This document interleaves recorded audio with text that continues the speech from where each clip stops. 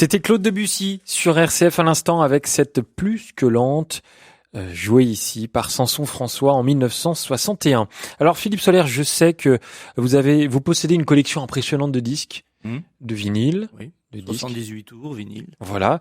N'auriez-vous pas déniché un petit enregistrement de Claude Debussy lui-même qui joue du piano? Alors, je vais vous expliquer. Alors, allez-y. Je vais vous expliquer comment ça se passe, en fait, en ce qui concerne l'évolution des techniques d'enregistrement et de leur support pour ce qui est du piano, pas pour les instruments, au début du XXe siècle. Bon, le phonographe est commercialisé à partir de 1900.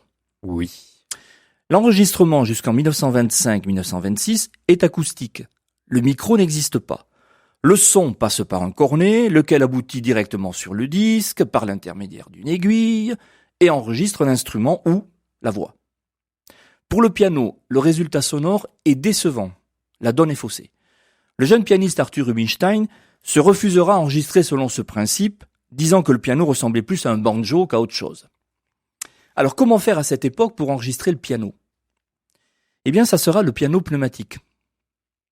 Eh bien, c'est-à-dire le piano qui rejoue tout seul par le biais d'un rouleau perforé.